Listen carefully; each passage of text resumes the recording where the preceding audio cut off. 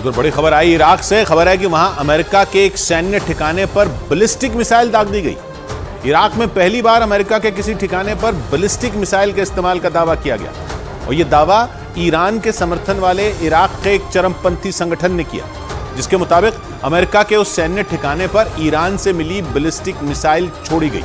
इस खबर से पूरे पश्चिम एशिया में दहशत फैल गई, क्योंकि हमास और इजराइल जंग के बीच वहां मौजूद अमेरिकी फौज के अड्डों पर हमले तेज हो गए। पिछले एक महीने से इराक और सीरिया में अमेरिकी सेना के ठिकानों को कई बार निशाना बनाया गया और रॉकेट और ड्रोन के जरिए अमेरिकी सेना को नुकसान पहुंचाने की कोशिश की।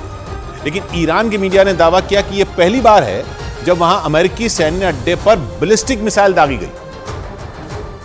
और ईरान के मीडिया के मुताबिक इराक के चरमपंथी संगठन इस्लामिक रेजिस्टेंस इन इराक ने उस हमले को अंजाम दिया। दावा किया गया कि इस चरमपंथी संगठन को ईरान का समर्थन हासिल है और उसे ईरान से आर्थिक मदद के साथ हथियारों की खेप भी मिलती रही है। यही नहीं, ईरान के मीडिया के मुताबिक इस्लामिक रेजिस्टेंस इन इराक ने अमेरिकी सेना के बेस पर फतह 110 बैलिस्टिक मिसाइल दागी। ईरान ने 2 महीने पहले ही अपनी इस मिसाइल के सफल परीक्षण का दावा किया था। इस खतरनाक मिसाइल का परीक्षण करके ईरान ने अपने कट्टर दुश्मन इजराइल और उसका साथ देने वाले अमेरिका को भी खौफ में डाल दिया था, क्योंकि ईरान की यह बैलिस्टिक मिसाइल बेहद ताकतवर मानी जाती है। यही नहीं, ईरान का दावा है कि उसकी सेना फतह बैलिस्टिक मिसाइल के जरिए ईरान के इजराइल के तेल अवीव शहर को भी आसानी से निशाना बना सकती है, क्योंकि दावा किया गया कि ईरान की फतह 110 बैलिस्टिक मिसाइल 1500 किलोमीटर की दूरी तक हमला करने में सक्षम है। ईरान के मीडिया के मुताबिक इजराइल के ज्यादातर शहर ईरान की इस घातक मिसाइल की रेंज से बाहर नहीं है। इतना ही नहीं, दावा तो यहां तक किया गया कि ईरान की ये मिसाइल इजराइल के तेल अवीव शहर में महज 400 सेकंड के अंदर तबाही मचा सकती है। और फतह बैलिस्टिक मिसाइल को जो चीज सबसे खतरनाक बनाती है वो है इसका बिल्कुल सटीक निशाना, क्योंकि ईरान के मीडिया के मुताबिक ये मिसाइल तय किए गए टारगेट के 3 मीटर के दायरे में गिरती है और दुश्मन के ठिकाने को 500 किलो बारूद के साथ मिट्टी में मिलाने की ताकत रखती है। और इसकी वजह से सबसे ज्यादा परेशानी ईरान के दुश्मन इजराइल को हो सकती है, क्योंकि दावा किया गया कि ईरान ने फतह बैलिस्टिक मिसाइल की एक खेप लेबनान के चरमपंथी संगठन हिजबुल्लाह को भी दे दी है, जो गाजा पर इजराइल के हमलों से भड़का हुआ है। ईरान समर्थित चरमपंथी संगठन हिजबुल्लाह ने 7 अक्टूबर को इजराइल पर हमास के खौफनाक हमलों का समर्थन किया था और उसी दिन से उसके लड़ाके लेबनान के दक्षिणी इलाकों से इजराइल पर रुक रुक कर बमबारी कर रहे हैं। लेकिन ईरान के मीडिया के मुताबिक हिजबुल्लाह ने इजराइल पर अब तक अपने सबसे खतरनाक हथियार नहीं चलाए हैं, जिनमें फतह 110 बैलिस्टिक मिसाइल भी शामिल है। ऐसे में अगर हिजबुल्लाह खुलकर हमास के साथ आ गया तो वो फतह मिसाइलों के जरिए इजराइल में ऐसी तबाही मचा सकता है जिसका अंदाजा भी नहीं लगाया जा सकता। और उन हालात में अमेरिका भी इजराइल की मदद नहीं कर पाएगा, क्योंकि हमास और इजराइल जंग के साथ ही पश्चिम एशिया में अमेरिका की भी परेशानियां बढ़ गई। और ऐसा इसलिए क्योंकि अमेरिकी न्यूज चैनल CNN के मुताबिक हमास और इजराइल की जंग के बाद सीरिया और इराक में तैनात अमेरिकी सैनिकों पर हमले बढ़ गए और उन हमलों में 1-2 नहीं बल्कि 45 से ज्यादा अमेरिकी सैनिक जख्मी हो गए। CNN के मुताबिक 7 अक्टूबर के बाद सीरिया और इराक में मौजूद अमेरिकी सेना के बेस पर 38 बार हमले हो चुके हैं, जिनमें 6 हमले तो एक रोज पहले ही हुए और उन हमलों में अमेरिका के सैन्य अड्डों पर रॉकेट और आत्मघाती ड्रोन गिराए गए।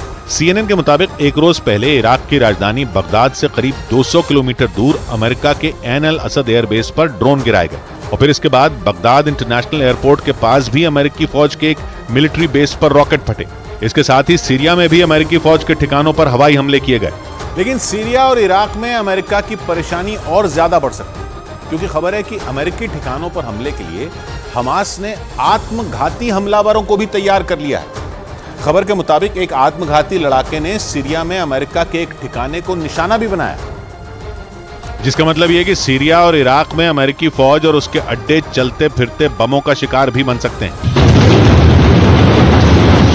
जबकि पिछले कुछ दिनों में वहां हुए रॉकेट और ड्रोन हमलों ने पहले ही अमेरिकी सेना की नींद उड़ा रखी है। ऐसे में हमास के आत्मघाती हमलावर सीरिया और इराक में अमेरिका की परेशानी कई गुना बढ़ा सकते हैं, क्योंकि दावा किया गया है कि इजराइल की मदद करने की वजह से अमेरिका भी हमास के निशाने पर आ गया है। और खबर है कि अमेरिका को सबक सिखाने के लिए हमास के आत्मघाती हमलावर पश्चिम एशिया में उसके कई सैन्य ठिकानों को निशाना बना सकते हैं। हालांकि सीरिया और इराक में अमेरिकी सैन्य ठिकानों पर हमले के पीछे ईरान का हाथ होने के आरोप लगते आए हैं।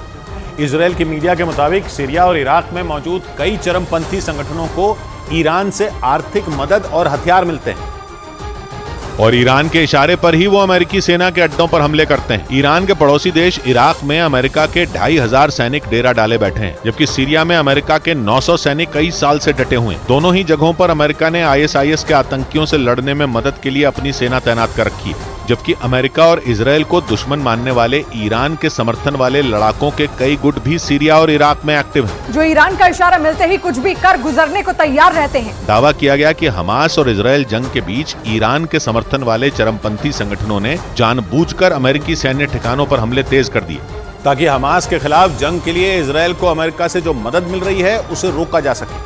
हालांकि अपने सैन्य ठिकानों को निशाना बनाए जाने पर भड़के अमेरिका ने पिछले हफ्ते ही ईरान समर्थित चरमपंथी संगठनों को चेतावनी दी थी, लेकिन इसके बाद भी सीरिया और इराक में अमेरिकी बेस पर हमले नहीं रुके, जबकि अमेरिका के रक्षा मंत्री लॉयड ऑस्टिन ने पिछले हफ्ते साफ कह दिया था कि अगर अमेरिकी सैन्य ठिकानों पर हमले नहीं रुके तो अमेरिका जोरदार पलटवार करेगा। यही नहीं, उन्होंने हवाई हमलों से अमेरिकी सैनिकों की सुरक्षा के लिए पश्चिम एशिया में अपने खतरनाक एयर डिफेंस सिस्टम थाड को भी तैनात करने का ऐलान किया था। अमेरिका के रक्षा मंत्री ने इजरायल को लेकर भी ईरान को चेतावनी दी थी और दो टूक कहा था कि अगर ईरान या उसके समर्थन वाले चरमपंथी संगठनों ने इजरायल में संघर्ष बढ़ाने की कोशिश की तो अमेरिका चुप नहीं बैठेगा।